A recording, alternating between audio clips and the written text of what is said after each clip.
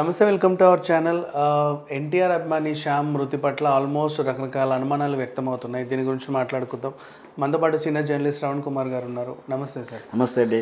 ఇప్పుడు ఏం చేశాడు ఈ పిల్లోడు? మొత్తానికైతే చదువు అవ్వలేదు, చిల్లర ఇంటి నుంచి కూడా ఇవ్వరు. ఏదో రకంగా అమ్మమ్మ ఇంటికి వచ్చాడు. ఆ అమ్మమ్మ దగ్గర కూడా ఏముంటాయి మహా అయితే వీడికి ఇవ్వడానికి? ఆ పెట్రోల్ ఖర్చులు కూడా ఉండవు ఆవిడ దగ్గర. ఎవరో దినసరి కూలీలుగా పేదవాళ్ళు. అయితే ఇక పెద్ద వాళ్ళ ఇంట్లో ఎవరు లేరు అనేసరికి అక్కడ ఉంటూ, అంటే ఈమె దగ్గర ఉన్న 24 గంటలు ఏమైనా చేసుకోరా అంటది కాబట్టి ఇండిపెండెంట్గా ఉంటున్నాడు. అదే పనిగా ఫోన్ మాట్లాడితే ఆ పిల్లని గెలికాడు. ఆమెకి కూడా ఇంట్రెస్ట్ లేదు, పోరా పనికి మాలినోడా అనింది ఆమె. అంటే ఖర్చు పెట్టకుంటే ఎవరు మాత్రం ఆమె కోసం చేయి కోసుకున్నాడు. తర్వాత ఆమెకి ఇట్లా చూసుకుంటూ నన్ను ఒప్పుకోవా అని చెప్పి ఆయనకైనా గాయపరుచుకొని ఉండొచ్చు. వీళ్ళు ఏంటంటే చేయి గాయమైన అతను ఊరేలా వేసుకుంటాడు. ఎందుకు వేసుకోలేడు? He can. అంటే ఎవరో వచ్చేందుకు ఉరి తీస్తారు? ఆయనంత అవసరం. ఇంకోటి అది ముఖ్యంగా ఏంటంటే అతను చంపాల్సిన అవసరం వేరే వాళ్ళకి ఉండదు కదా, అసలు లేదు కూడా. మోటివ్ ఏదైనా ఉన్నదంటే మరి దర్యాప్తులో వస్తుంది. నువ్వు పట్టించుకోకుండా ఎవరు ఫిర్యాదు చేసినా చేయకుండా ఏదైనా పోలీస్ కేసు అవుతే ఖచ్చితంగా పోలీసులు ప్రాపర్ ఇన్వెస్టిగేషన్ చేస్తారు. దానికి డిటెక్షన్ చేసి దాని రీజన్ కూడా ఫైండ్ అవుట్ చేస్తారు. ఎప్పుడైతే రాజకీయ నాయకులు రాజకీయ పార్టీల ప్రమేయంతో ఇంకా జటిలం అవుతుంది సమస్య. అసలు ఎవరు పట్టించుకోకుండా దాన్ని డిటెక్ట్ చేసేస్తారు పోలీసులు. సో మరి ఈ పోలీసులు దర్యాప్తులు ఇంకా నిజాలు బయటకు వస్తాయి. ఇది పొలిటికల్గా కాకుండా ఒక మామూలు సాధారణ కేసుకు చూస్తే ఖచ్చితంగా శ్యామ్కి ఏదైనా అన్యాయం జరిగితే న్యాయం చేకూరుస్తానికి ప్రభుత్వం ముందుకుంటుంది.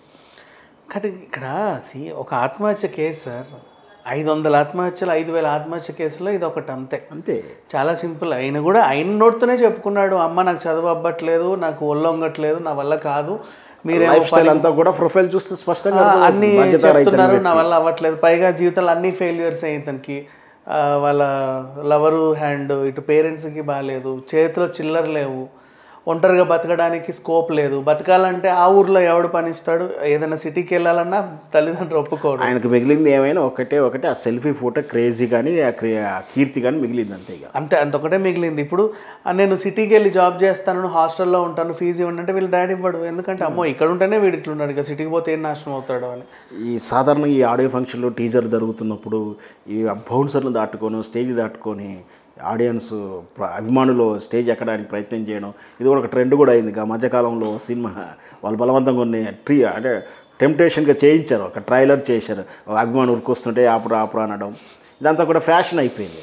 సో అదంతా కూడా ఈ సినిమా నటుడు వేరు, నిజ జీవితం వేరు అని ఈ అభిమానులు కూడా గ్రహించగలిగితే, బాధ్యతను తెలుసుకొని మంచి లైఫ్ను లీడ్ చేయగలిగితే ఇలాంటి మరణాలు, శ్యామ్ లాంటి మరణాలే కాదు ఇంక ఇతర మరణాలు కూడా జరగవు. అదే అనిపిస్తుంది. కాకపోతే ఇప్పుడు దీన్ని అనవసరంగా ఎవడి మీద బురద చల్లాలా అని చెప్పి 2 పార్టీలు దీన్ని ఎందుకు మంచి ఒక ఆయుధంలా వాడుకుంటున్నాయి? చండాలం కాకపోతే ఏదైనా సరే ఎన్నికల దగ్గర శవం మీద పిల్లలు ఏరుకునే వాళ్ళు కూడా రాజకీయ నాయకులు చేసేదే శవ రాజకీయాలు. శవం ఎక్కడ దొరుకుతుందా అని చూస్తారు. శవం దొరికిందంటే అమ్మటే గద్దల్లా వాలిపోతారు. సో రాజకీయ నాయకులు ఎప్పటికైనా అలాగే ఉన్నారు, శవ రాజకీయాలు చేస్తూనే ఉన్నారు. ముందు ఎలక్షన్స్ వస్తున్నాయి. ముఖ్యంగా మన తెలంగాణ కన్నా ఆంధ్ర రాజకీయాల్లో ఈ శవ రాజకీయాలు, కుల రాజకీయాలు, క్షుద్ర రాజకీయాలు చాలా ఎక్కువ. సో ఏ క్షణాన్ని ఏ చిన్న రవంత దొరికినా కూడా వినియోగించుకుంటుంటాం. కాకపోతే విషయం ఏంటంటే జ్వరం వచ్చింది అని చెప్పేసి కొన్ని రోజులు దూరంగా ఉన్నాడు పవన్ కళ్యాణ్ గారు. బట్ ఆయన కంట పడింది ఉంటుందా? ఆయన కూడా కొంచెం ఏదో ఒకటి అనాలిగా. ఆయన ఇందులో ఆయన ఇంక ఇందులోకి లాగబడలేదు, లాగుతారు చిన్నగా. ఈ అభిమాన సంఘంలో లాక్కొచ్చేసి అభిమానులు అంటే ఫస్ట్ గుర్తొచ్చేదే పవన్ కళ్యాణ్. ఎందుకంటే ఆయనకున్నంత మంది ఎవరు ఉండరు. ఆయనకు వచ్చిన సభ ఎవరికి రారు. ఆయన సభకు వచ్చే ముందు వరుసలో చూస్తారు, ఇట్లా నిలబెడితే ఒక్కడు పనికొచ్చేవాడు ఉండడు. సీరియస్లీ ఒక్కడు పనికొచ్చేవాడు అంటే ఒక్కడు ఓటేసేవాడు ఉండడు. ఒకడు ఓటేసేవాడు, ఒకడు పనికొచ్చేవాడు ఉండడు. అదేంటో ఏంటంటే ఈ ఇతర రాజకీయ పార్టీల్లో 300కో కోటర్కో వచ్చే జనాభా అయితే చాలా తక్కువ. అక్కడ ఏదో తనకు తానుగా వచ్చేవాళ్ళు ఎక్కువ, కానీ అంతే అట్రాక్షన్. వేరే పార్టీకి వచ్చే వాళ్ళన్నా వాడు బిర్యానీకి పనికొస్తాడు లేదా కోటర్కి పనికొస్తాడు. దానికి కూడా కోటర్ మత్తులో ఓటేస్తారు. ఎగ్జాక్ట్లీ. దేనికి పనికిరాదు వీళ్ళు. ఇట్లా కోటర్ చూపించి నువ్వు ఓటేస్తున్నావు అని వాడు నోట్లో పట్టేస్తారు, వాడు వెళ్ళి వెంటనే ఓటేస్తారు. అందుకనే పవన్ ఈ విషయాన్ని మన మెగాస్టార్ చిరంజీవి గారు ప్రజారాజ్యం పార్టీ తరఫున అర్థం చేసుకున్నాడు. ఓహో ఇదంతా మన పని కాదు. ఆయన పార్టీ కొంచెం పద్ధతిగానే జరిగింది సార్, కొంచెం పద్ధతి జరిగింది. అది కృష్ణంరాజు లాంటి వాళ్ళే. వాస్తవానికి ఏంటి అది రాంగ్ టైం షాట్ అని అంటారు పొలిటికల్ భాషలో.